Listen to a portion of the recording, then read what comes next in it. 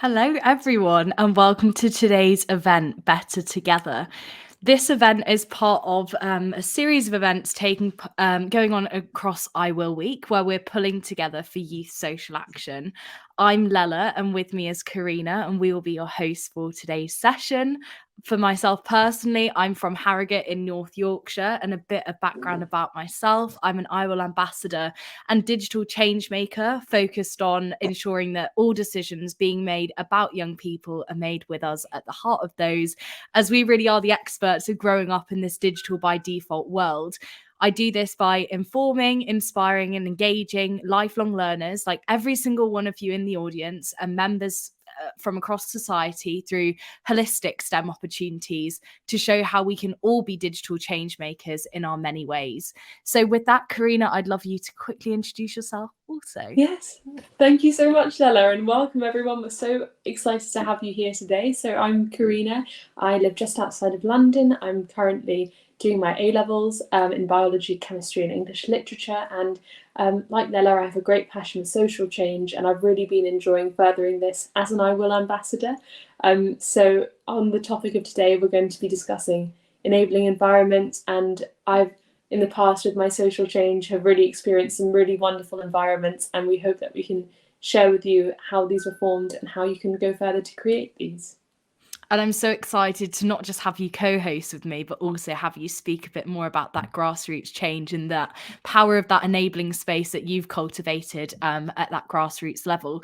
So just for a bit of housekeeping, during today's session, we'd encourage you all to ask questions using the chat function, share your experiences and also opinions and comments on the topics being discussed. We will have space for question and answer during the last 10 minutes of the session. So if you want to really clearly signpost question 2, and then whoever it is you want to ask the question to, or if it's just an open question, just let us know. We'll keep note of them throughout the session and throughout the presentations and have a real rich discussion to wrap up our hour spent together this evening. More broadly speaking, and to keep the conversation going post-event, you can follow us on social media and tag us on any social media platform of your choice. We're the iwill Movement on Instagram, Twitter and YouTube, and the iwill Movement, one word, on Facebook. All the information on iwill Week more broadly speaking and some of the other fab events that are going on later on this week can be found at www.iwill.org.uk. I always feel like I'm on like a TV competition when I say things like that. I don't know about you, Karina. Let's now move on to our topic for discussion. We'd like to welcome Liv onto the stage, who's going to be our first speaker. She's going to talk about her community change and how she's really benefited from these enabling environments at the community level. So Liv, with that, it's over to you. Hi guys, my name is Liv. I'm 20 years old and I'm from Manchester.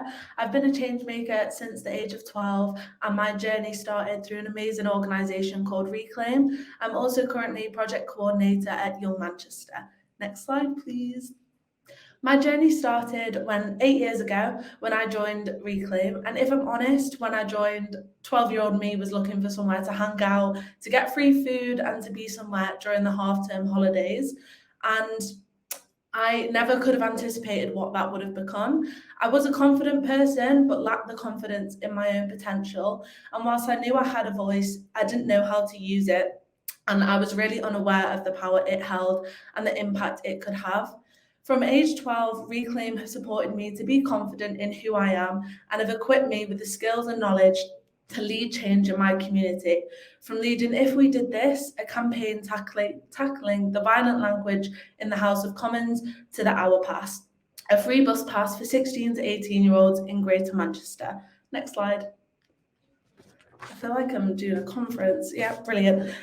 So when I think about how to create genuinely enabling environments, the creation of the Hour Pass is something I immediately think of. It was at one of Andy Burnham's events in 2016 when I realised I was one of the only 2 young people in a room full of adults. And this session was supposed to be co-creating with young people. Whilst the adults in the room probably didn't appreciate me highlighting the large age gap, someone had to, so I did, and I challenged the lack of youth involvement. The pushback highlighted that they were challenging they were facing challenges getting young people to attend the event. But by this point, I'd been at Reclaim for 2 years and I could see firsthand how many young people were engaged in their programmes. I made it clear that getting young people into these environments shouldn't be an expectation. Just because you put working with youth in the session plan, it is not how you do it. It should be embedded in everything you do, from venue to session content. This event was 1 hour and 15 minutes away from my house and 45 minutes away from the city centre via public transport. People. Whilst with me challenging this created the house, it only focuses on how to physically create enabling environments. Sorry, I'm not usually this nervous, this is weird. Creating genuinely enabling environments, especially for young people, comes when you work with them. Don't think that because you were young once, you automatically know what every young person ever to exist will want. Each individual will bring a new perspective. Creating this space is more than how they get there. Creating genuinely enabling environments is everything from the language used to the time of the session to the colour of the paper. Oh, speaking of paper, mine's flying. Overall, genuinely enabling environments are spaces that allow young people to say, I can and I will. Next slide, please. So the key messages from my experience is that if you're creating space with young people, create it with them. You are the facilitator, you are their personal assistant, you're there to get their dreams and make them a reality. Secondly, seek opportunities to empower young people. If you're invited to a space to speak, see if there's a young person that could fill that space for you. Why take up that position when young people could be getting their voices heard? And thirdly, if you're a young person, never give up. It's a struggle. It's hard to get your voice heard and hard to make the changes you want to, but you've got to stick it out and keep going and be the change you wish to see in the world. Thank you for listening.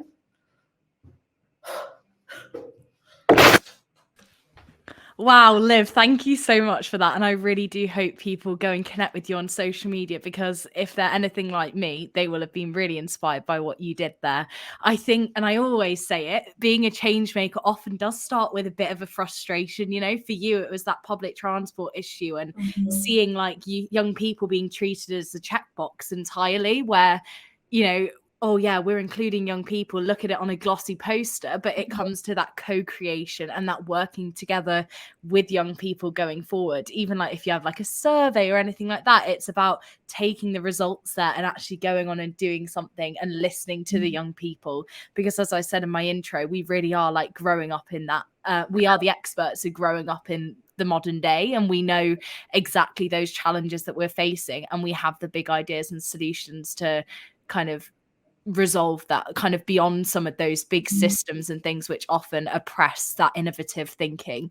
So with that, when you say like a youth enabling environment, let's take it back to that initial definition. What does that really mean to you? So you spoke about kind of in practice and how Andy Burnham kind of as a great mentor definitely created that in your instance. But when like anyone in our audience is listening and wondering how they can create that at that grassroots level, what would you say it would be? Big question. I'm just like, I've got an adrenaline come down happening here. To me, it's where young people can grow and that they feel that they can authentically be themselves and feel free to share how they're feeling. And I think adults often try to create these safe spaces, but it's all based off assumption and not what young people really want or need at that time. And I think when we're enabling young people, it has to be led by them, not as kind of a moral kind of, what's it called when you're trying to get moral gains because you're helping someone. And it needs to be authentic and have young people at the core always, and not tokenistic. Young people in tokenistic roles, it's my biggest pet peeve. And I think when we're trying to create enabling environments, that is something you need to completely avoid, because you won't get a positive outcome and the young people won't feel safe within that space. And how do we avoid that kind of tokenism? What do you think should be done to really kind of avoid that at all costs? have young people in the space making the decisions with you. If it's a one-on-one meeting you're having with a counsellor, have a young person sat next to you.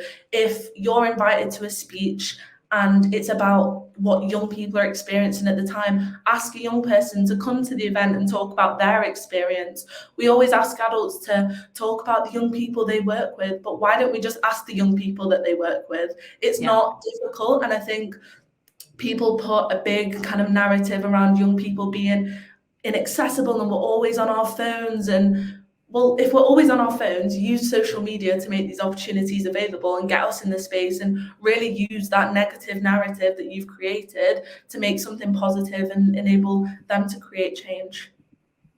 Brilliant. And how would you say that's done? And what are Manchester kind of doing well when we talk about yesterday's theme of like in our hometowns? I think Manchester are really good at maintaining a network. So here at Young Manchester, we have partner organisations and we get to work with their young people. And me being a Reclaim young person as well as a trustee, I get to work with other young people, ensure that we get to come together, because I think there is kind of a competitive side to things that people think young people are just competing with each other to get our voices heard, when in reality we do it together and making those spaces where we can collaborate and share our experiences to make a collective. And I think Manchester's really good at maintaining that network and making youth voice at the core of the city. Yeah, and I think what I've noticed, even when we were on set together filming the In My Hometown film, there was this kind of at all levels. Here today, we're showing grassroots, community, and national environments. And it seems like similarly, Manchester are contributing to all three of those, whether it is like young people in leadership or it's initiatives at the grassroots. It seems like it's all kind of being uplifted and young people locally are genuinely being enabled there. Let's talk more about some of the challenges that you overcame. I know for many people who are in our audience, they might kind of think about what you did, where we saw that tweet from Andy Burnham. It's like you heckled it, like came over to him and was like, we need to change this. Like, what do you know now as a change maker that you wish your younger self knew? That I don't have to cry at every given opportunity. I think younger me was definitely really afraid to voice my opinion. And I remember I was doing some street work once, and someone actually said to me, if you were taller, I'd listen to you.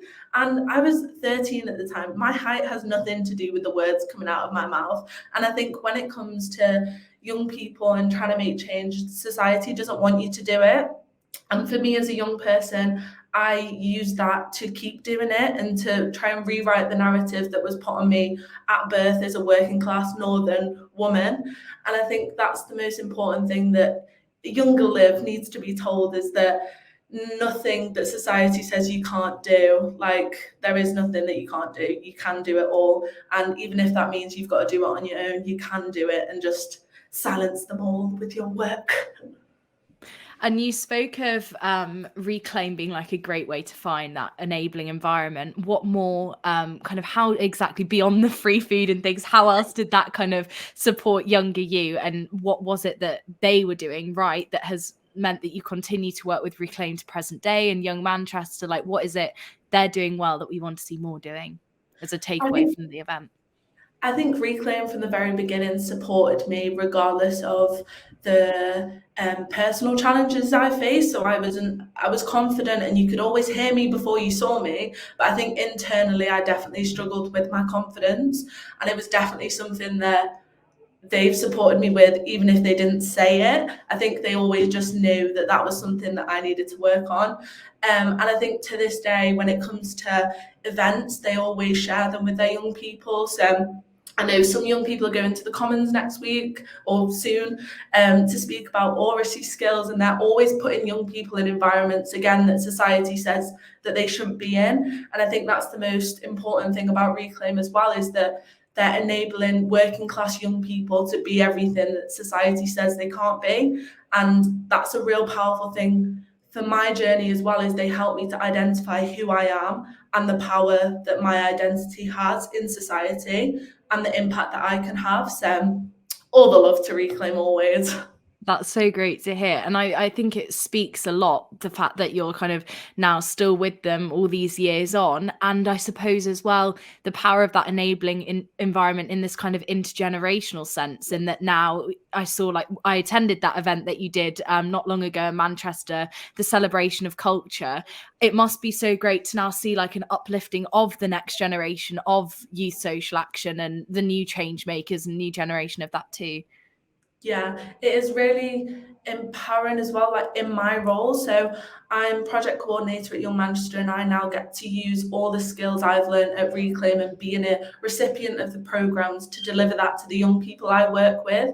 And at the event, it was like a full circle moment for me to have done events and sessions with Reclaim as a recipient, to then give that platform to the next generation. And especially now in my role as trustee, I really want to make sure that that's something that is becoming more common for young people to fill trustee roles. I think it's only 3% of trustees are under the age of 25, and I want to use my position to encourage boards to be 50% young people and have young people at the top and in positions that society says they can't be in. It's always society that's saying no.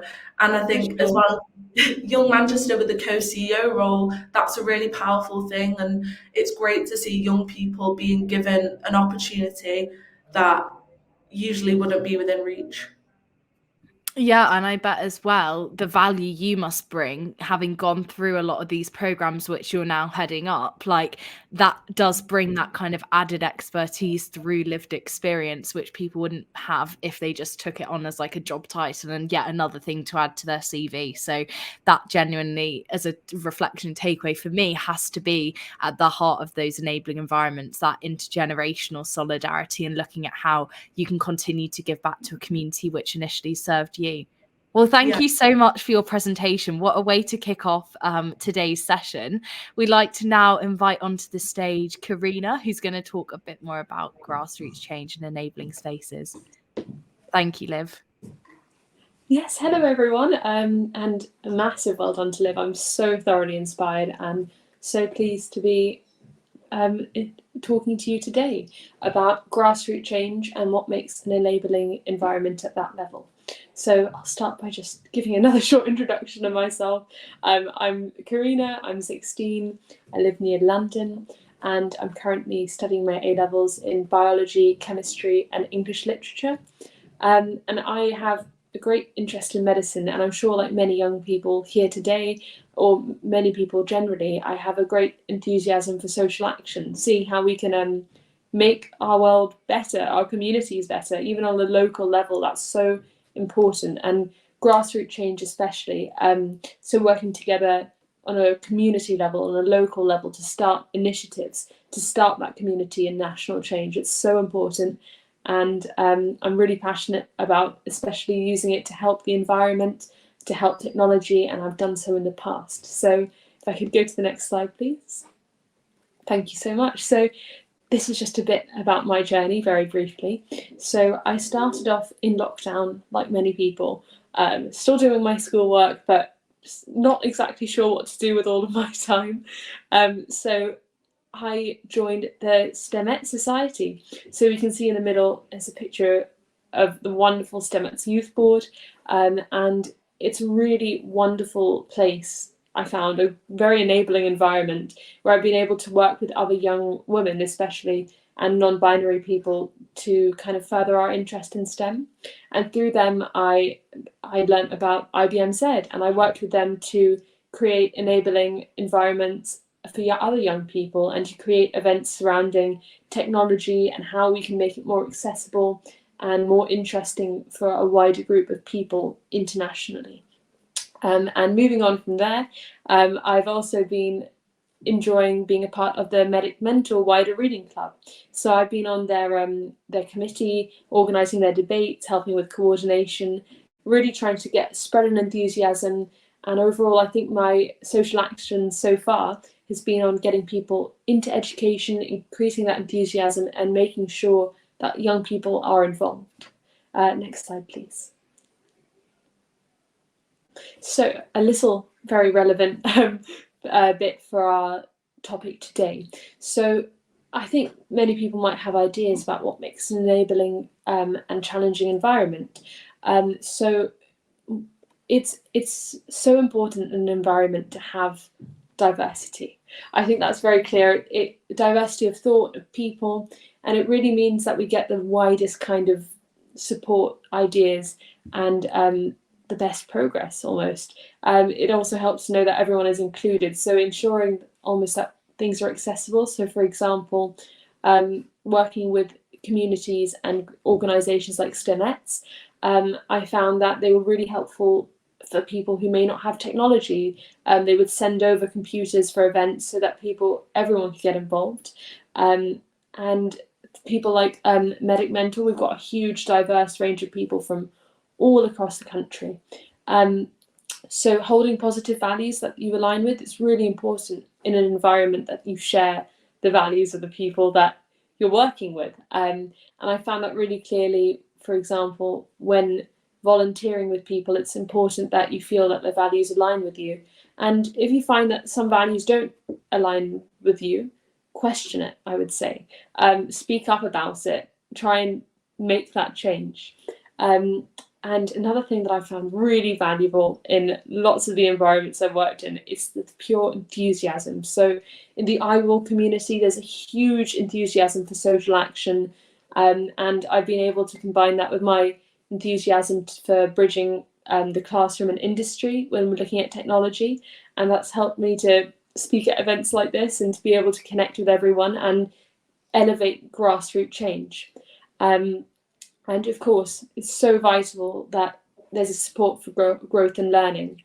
And if you feel like you're not supported for the growth and learning, I would say it's really important to go out, ask anyone around you for help, use your resources, I think.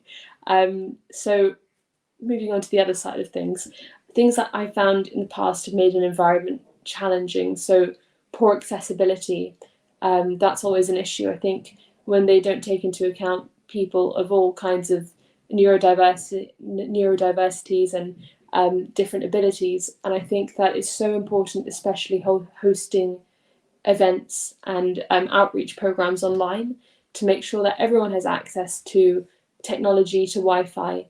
And yes, that's really important. Furthermore, for things that make things challenging, I would say a lack of communication. That can be a very difficult, very common issue. And I found it often working on actually international projects. So, for example, when I worked with IBMZ, it was such an amazing opportunity, a really good environment, but sometimes because of time differences and working with an international community, there would be little communication slip-ups, but that did make us eventually a stronger environment because we worked on it. We looked at how we could fix problems, how we can make an environment that was more accessible for all of us. And also, something that can be very tricky is when you're making especially a grassroots initiative, when you're taking that change, taking something that you're passionate about, it can be hard to go forward without a lack of community support. And I think what's important is trying to find like-minded organisations. So perhaps they don't have the exact same aim as you do, but they can support you, you can work with each other, bounce off ideas, increase your diversity. And of course, it's so important that everyone is working as a team. I've been very lucky to work in teams with iwill, with STEMETS, with Medic Mentor, and I think that it's important to surround yourself with people who are enthusiastic and willing to help, and that will really further change, especially on a grassroots level. Next slide, please. So my key messages, speak up. I mean, it's always easier said than done, but really, most people out there are there to support you. They want you to do well. They want to hear what you have to say. And I think I've been told by someone who's very good at this kind of thing, actually Lela, don't wait for the opportunities to find you, find the opportunities. And that's important. Sometimes it can be harder to access them depending on what opportunities you've been given.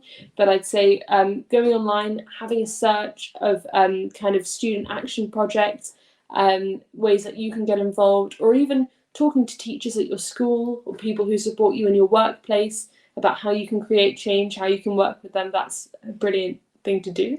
So that leads me nicely on to get involved, shape the environment that affects you. So even at a grassroots level, any change that you want to make is still so vital. And I found, for example, in my own school, I started an eco committee because of concerns about the environment, and I did that with teachers, with friends, with the school community. And I think if you split the work up, if you do it all together, it really makes things easier. And finally, share your skills forward. If you do get a platform, if you do get a chance, if you make that opportunity for yourself, don't be scared to speak. It's easier said than done. I've certainly been scared before, but industry leaders want to hear from you just as much as you want to hear from them. And really, one of the places that I feel I've learnt most is being mentored and giving mentorship. It's really quite an amazing, wonderful thing to be able to learn, to pass it on, and to learn from people who are teaching you as well and teach them back. So just to round off, you can change the world by being yourself. That's something I've found. In an enabling environment, I think what the most important thing is that you should feel like you can be yourself and still create change. Thank you so much. I hope you've all enjoyed that. Oh, Karina, thank you so much for that. A great second presentation, kind of taking what Liv was talking about at this community level, supporting everyone, and then taking kind of all of these different projects you've worked on to tell us how you've then applied that to make grassroots change and those around you. So my kind of 3 takeaways, I've been making a few notes, that's the way I am. I think what I took away from this was your mention of purpose and passion as a way of uniting and kind of fulfilling that social impact. You mentioned not only working with like-minded people, but also not being afraid to challenge your thinking. So yeah. I know I said it, I hosted a COP27 Instagram live on Monday morning to open iwill week. And I was saying on there, I never saw myself as like a climate activist or anything like that. But it was hearing from other people through being a part of the iwill movement that's enabled me to kind of gain this understanding and the importance of us all working together. And that ties back to the overriding theme of, are we really working together? So yeah, I think it was similar to what you said there, like having that interest in tech and then having that interest in medicine and then being a student and bringing all of those experiences together. And then also to kind of close, you spoke on the kind of two-way win-win situation between industry and adults and others listening to the youth voice, and how that's not just a perk for us, but it actually benefits everyone. So with those 3 takeaways in mind, I suppose if we go from the start, what to you, like when we speak of an enabling environment, what role does mentorship or having like the people, what role do they kind of play in creating that space? Yes, that's a brilliant question. And I think that grassroots communities, on a grassroots community and national level, the change, the social action is shaped by the people involved. And I think it's so important that we have this exchange through mentorship of knowledge, because in the past I found that you learn from your mentor, but you also teach them in a way. You're both learning. It's a nice journey. And I think that in an enabling environment, the main aim is to feel comfortable being yourself, making change.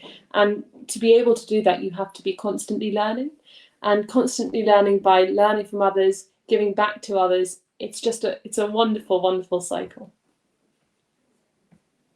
Yeah, and I said that at the start, like to me, the power of lifelong learning and this kind of being a continued thing. So we've got the new podcast as well, that being called Conversations for Change. If you really want to make a difference and you want to kind of cultivate this enabling environment, it genuinely does start with those individual questions, saying, why is something like this happening in Liv's case? Why is, transport this expensive or this inefficient? So there really is that power in those peer-to-peer relationships, just as much as there is at that intergenerational scale, which was touched upon.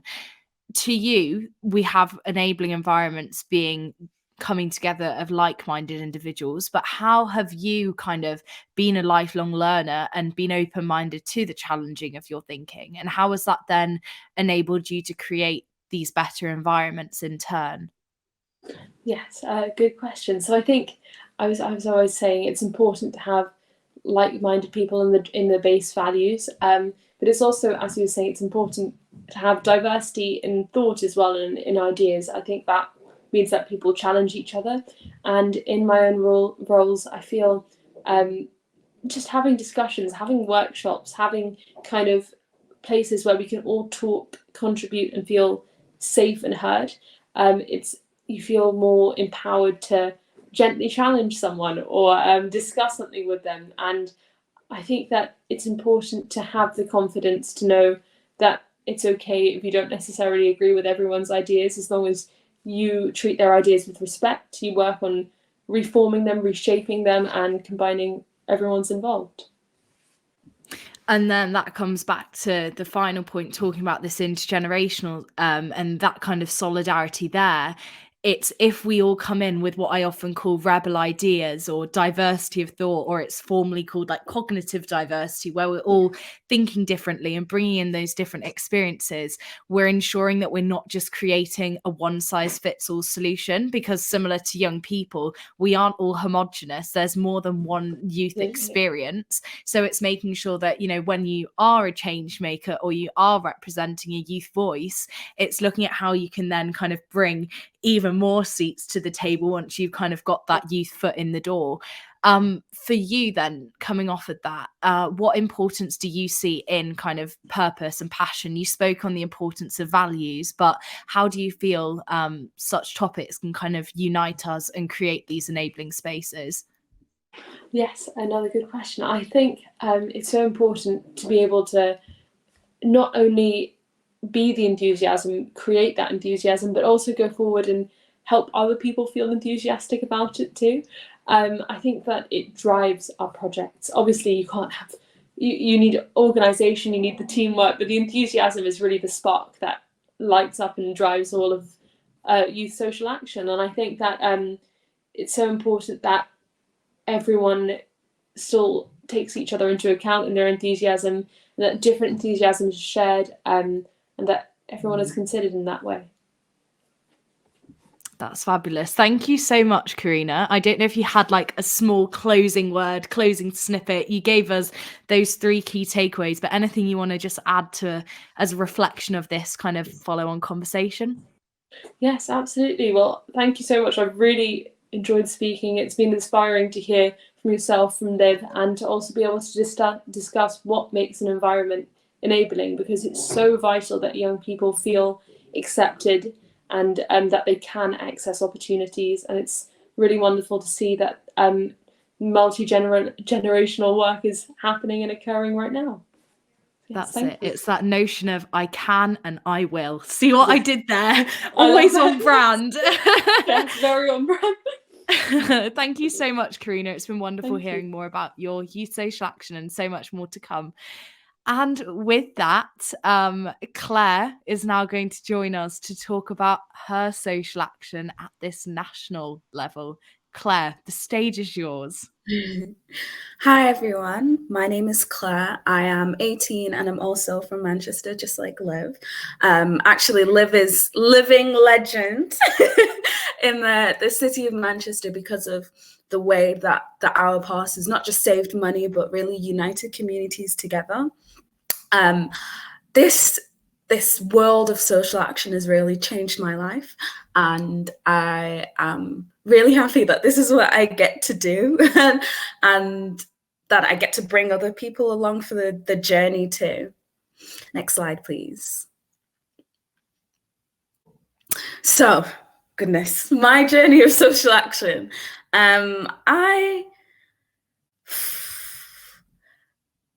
I started getting involved in social action within my school. I was a yes man, I must say. I was so excited to just do anything in school, help shape the way that we ran, and make sure that the students who needed the most help were at the center of the conversations as well. There's no point having all of the students who are thriving in a room with the senior leadership team when the people who are struggling, their voice is so much more valuable in shaping the way that school runs.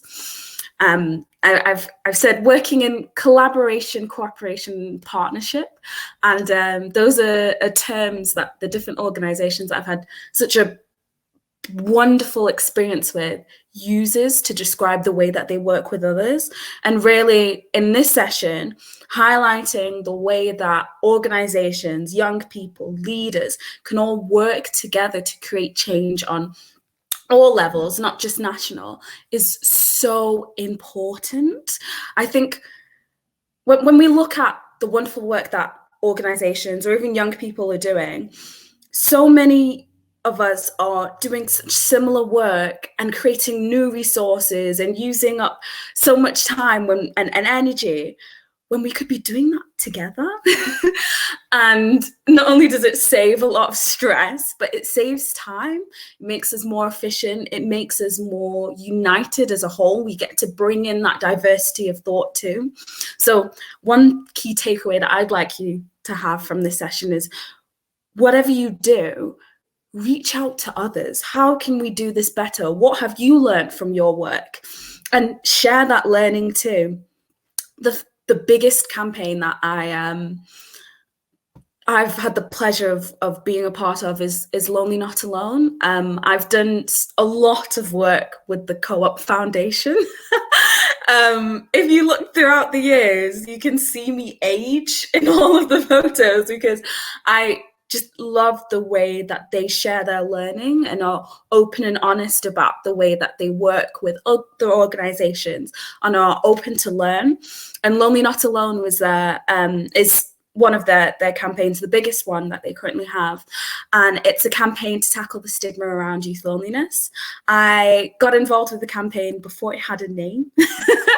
And it's been such a wonderful journey to see how young people's creativity, young people's thoughts about the society around them can really help shape a national campaign.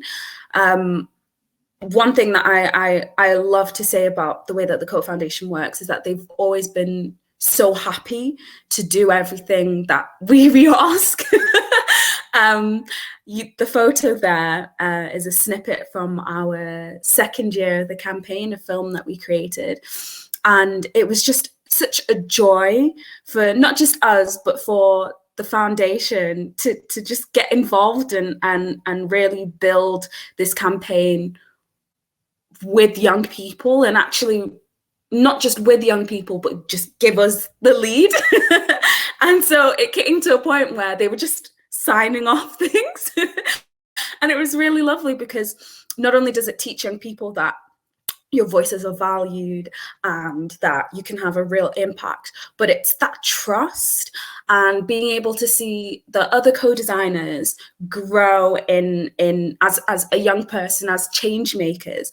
It's been such a wonderful experience for myself, because I think, especially when you're working on a national level, it can be so easy to be the face of something, but rather we do this as a community and we do it working together. I became an iwill ambassador in 2019, and since then I've been working on just such wonderful campaigns on all levels. We've been evaluating youth voice in the iwill Fund, which has been an incredible experience. And also I'm currently doing work to improve the way that the Power of Youth Charter works and how organisations can key into the network. I'm also the co-chair of the Learners Council at the Foundation for Education Development, and we are creating a long-term vision and strategy for education. And so when I say long-term, we're thinking 30, 40 years. We really want to make sure that education isn't just something that's done to young people, that it's done with us. And so because FED is a non-political space, it means that we can get all of the stakeholders involved too. The power of lived experience, the ambassadors, the young people, the change makers that I know lived experience is such a powerful thing to use.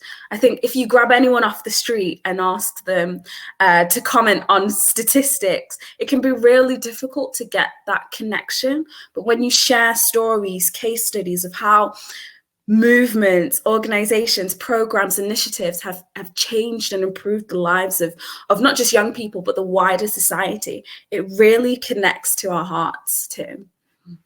Next slide, please. Oh, so what makes a youth enabling environment? Just have us in the conversations, have us in the room at every single point. I think sometimes there's an assumption that young people will find something boring, but really, have you asked? And it's just as simple as that.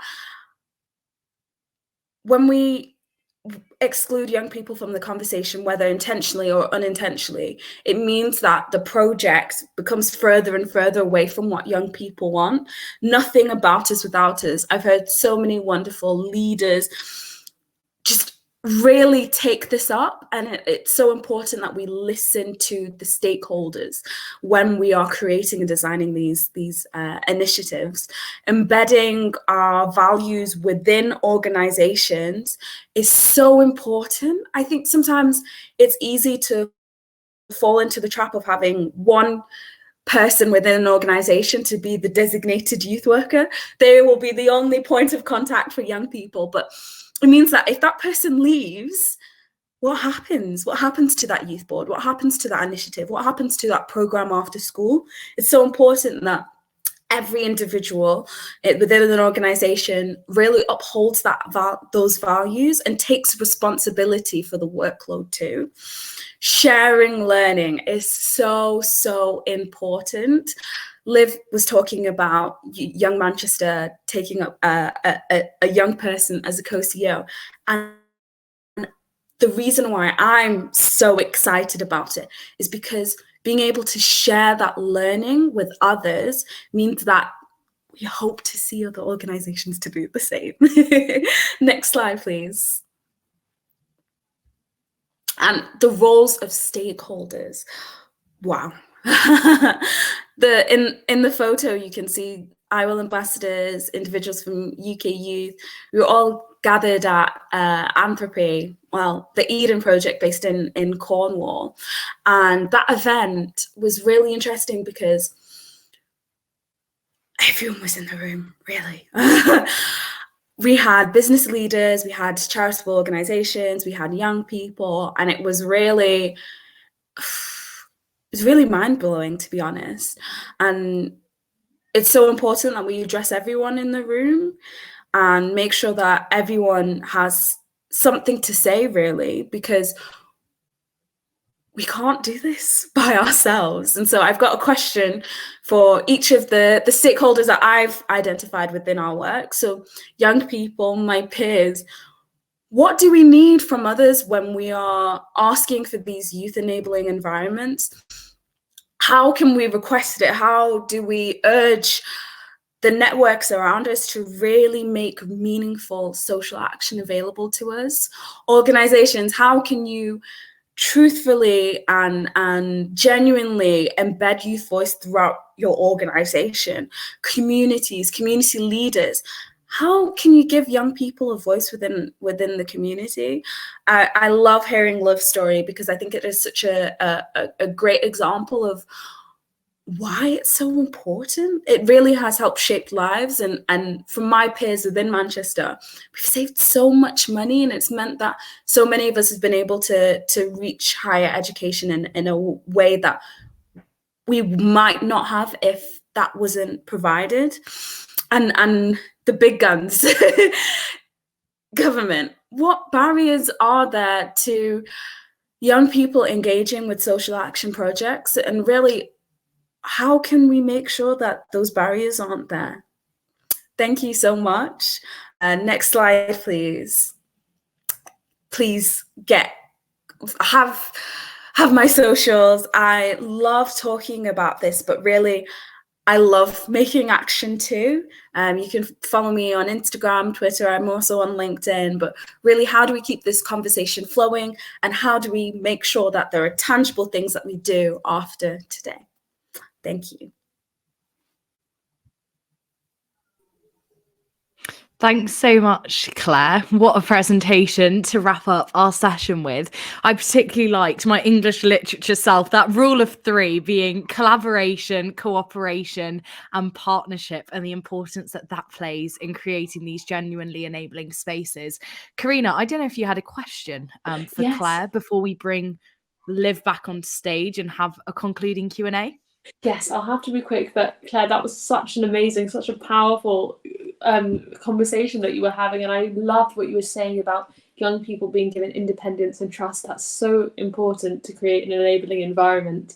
And I was also, it's so true what you're saying about communities coming together at so many different levels to create a national kind of movement that you've been doing. And I think, how do you think is the best way to connect these grassroots community and national groups in one environment? Ooh. That's a very big question. It's a very big question. So, I think great examples of where I've seen it before. It's about creating space, having key points of contact between the grassroots organizations and national to make sure that the conversation is always happening. The I will movement, for example, is such a great example because we have funders, we have match funders, we've got delivery organizations, we've got people on the ground working day to day. And so how we can really make sure that we're taking advantage of it is making sure that you have someone that you know, oh, you are a funder and you're funding work that we do. How can we work together to make a proposal so that we can accurately and deliver, but also get access to that funding too? And I think one key takeaway is that don't be afraid to do something new as well, especially with organizations that are older and have a lot of a big framework to work with. It's so important that we allow for those new initiatives, those new ideas, those new thoughts, and allow them to be seen all the way through, because that's how we keep the ball moving. That is such a great question, Karina, and I wonder how others have done the same within the entire world of social action. Yes, no, very good question. And if anyone in the audience has ideas, do put it in the chat. But thank you so much, Claire. That was a huge question, and you answered it so well. It's so important to have these points of contact. So, Leonard, would you like to ask? Yeah, absolutely. I think the question I asked Liv, and we got an interesting answer, I'd like to get your take on it as well, Claire. What is it that you now know? You mentioned kind of continuing to work with Lonely Not Alone and aging in those campaigns, which are really beautiful. I was having a look today, I must say. I'd love to know, what is it you now know years down the line of your social impact journey that you wish your younger self knew? And also, let's talk a bit more about the future. What more can be done to ensure that we keep going upwards and we're better together in that sense? Red flags, I must say. I think sometimes we're like, as young people, it can be so exciting to just be a part of something, but I think it's so important that we find our voice to challenge certain things. And it's something that, as I've gotten older, I've had a bigger voice in challenging the organizations that I work with and those that I don't work with, and really backing it with research too. And how can we do this better? When I was younger, I was often the only young person in the room, which is like a completely scary thought now. Like, why was I there? And in the moment, I think it's so exciting to just be a part of something exciting and new. And obviously, when this is the first time you're doing it, it can just be something that you're just, really excited to be a part of. But I think mentorship goes a long way, and that's something that I'm really focusing now. How can I raise the next generation of young leaders, young change makers, and also support my peers too? There is this real sense of people power coming out of all of this, and I think it is actually that force for good that underpins and kind of is the golden thread across those three environments that we've looked at through today's session. I'd love to bring Liv back into the stage to take any questions we might have from our audience, but also for some kind of closing remarks. Liv, you've had the pleasure of then getting your speech out of the way and listening on. Have you got any reflections you want to share? Now I'm calm and the nerves are settled. I think it's just really great, not only that obviously Claire's from Manchester too, but to see and share this space with you guys and hear your reflections on how to create genuinely enabling environments. I think it's really interesting as well to see the projects you guys are doing, and also just to see 4 amazing women in this space and doing and being the change and representing. That's been really empowering and powerful for me to hear. That's so great to hear. And I'm pleased to see that we've got similar vibes going on in the chat. Geordie saying that was fab. I love the questions surrounding stakeholders. That's something I'll definitely take back to my health board when working with our youth board. Very helpful. Thank you. That's great to hear, Claire. Actions, not words. And similar, Dan has shared the quote that says, to alienate human beings from their own decision making is to change them into objects. And that is so true. Going back to that initial idea of young people being that checkbox and like not being truly engaged in that kind of co-creation and ideation moving forward. So I'm so pleased to hear our audience are resonating with what is being said. Karina, I'd like to go back to you for some kind of closing remarks, having shared your own story and also hearing from Claire and Liv. What's resonated with you as my fellow co-host?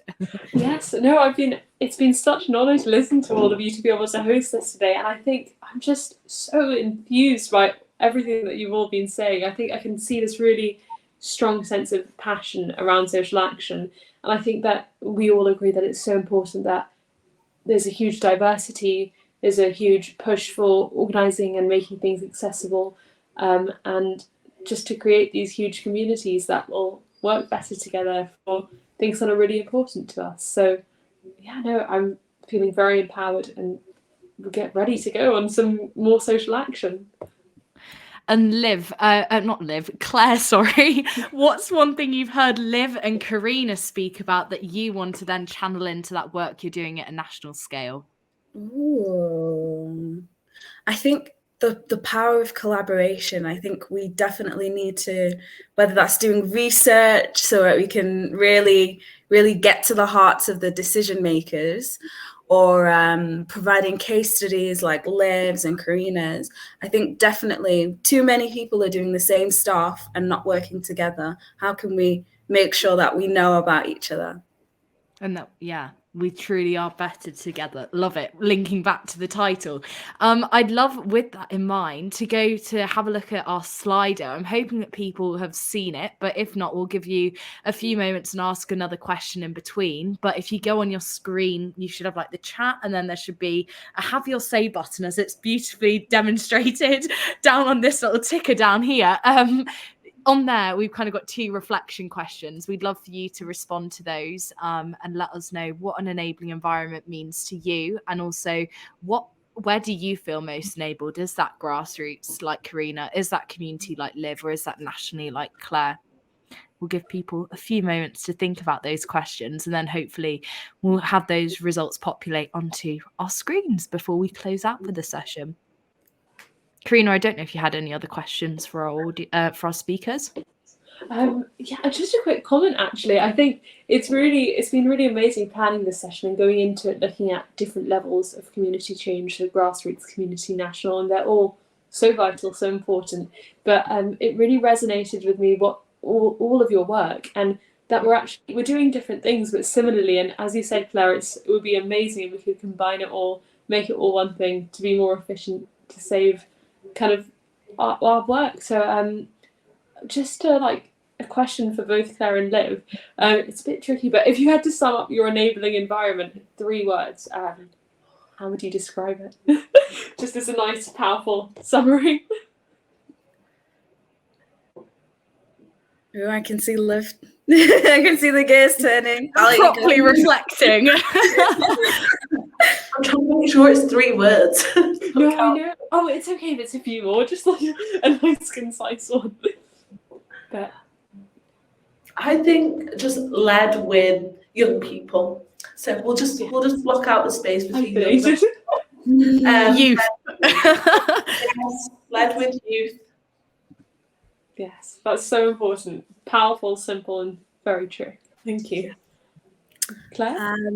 Mine's going to be 4 words. Sorry, guys. I would say power to the people. That's powerful. Yes. Look at us with our short phrases. There we go. Slap that on a government poster. We'd be winning. Brilliant. Absolutely. I'm hoping that our logistical wizards in the back can pull up the results from our Slido and the questions in the chat. So yeah, for our first question here, what is one important thing that makes an enabling environment? And it's so great to see, I think, aligned with what our speakers were saying, that power of values and energy, and not just, we always talk about working with like-minded people, but something I think I've personally reflected on here is the power of challenging your thinking and not being afraid to be unapologetic for yourself, but also welcome that cognitive diversity in the decision-making process. And then that ties nicely into that diversity and inclusion element where, we're not just having young people as a checkbox or having them on a youth board and having them kind of away, but rather looking at how we can then learn from what the youth board are coming up with and bring that into the main board and, work and progress forward in that way. It's so cool to see it moving along at live in real time. People are really reflecting as we speak. And I think if we flip over to the second question, which was, where do our audience feel most enabled?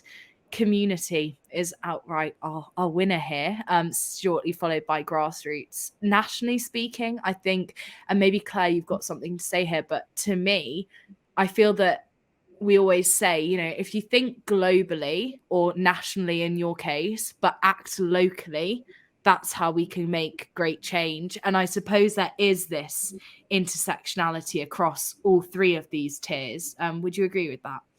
Absolutely, yes. I think it's so important that when we do things nationally, we cater to the individual regions and make sure that each is being taken with that cultural context.